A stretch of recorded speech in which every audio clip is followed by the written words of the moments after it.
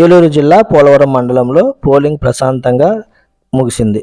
సాయంత్రం 6 గంటలకు 74.05% పోలింగ్ నమోదైంది. నియోజకవర్గంలో 187,750 ఓట్లు పోలయ్యాయని, పోలింగ్ కొనసాగుతున్నట్లు మండల ఎన్నికల రిటర్నింగ్ అధికారి తహసీల్దార్ జీవీ ప్రసాద్ తెలిపారు.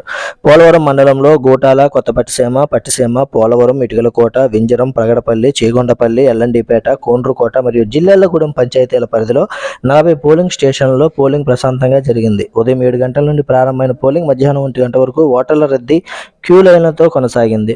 ఓటర్లు ఉత్సాహంగా పోలింగ్లో పాల్గొని తమ ఓటు హక్కును వినియోగించుకున్నారు. పోలవరం ప్రభుత్వ ఉన్నత పాఠశాల భవనంలో ఉదయం 9 గంటలకు 264వ నెంబర్ పోలింగ్ స్టేషన్లో ఈవీఎం మొరాయించడంతో పోలింగ్ గంట సేపు ఆగిపోయింది. ఎన్నికల రిటర్నింగ్ అధికారులు ఈవీఎం మార్చడంతో పోలింగ్ కొనసాగింది. సాయంత్రం 5 గంటలకు గూటల ప్రభుత్వ ఉన్నత పాఠశాల ఈవీఎం మొరాయించడంతో అరగంట పోలింగ్ నిలిచిపోయి 200 మంది ఓటర్లు మిగిలిపోయారు.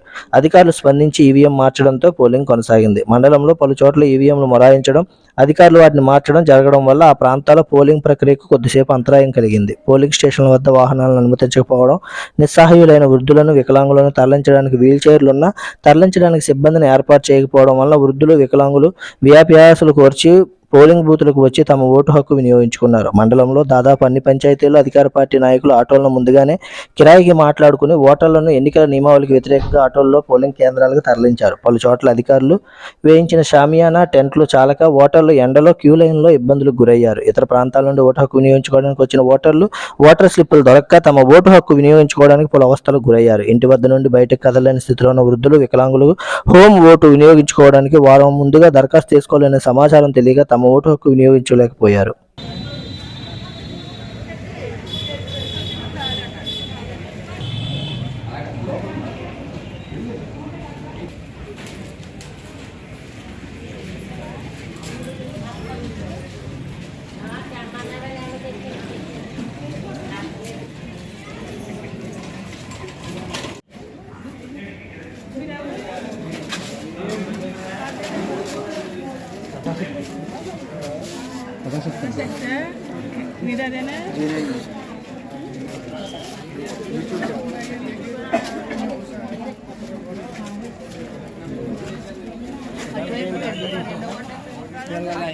ఎంత నెంబర్ ఎంత చూడండి.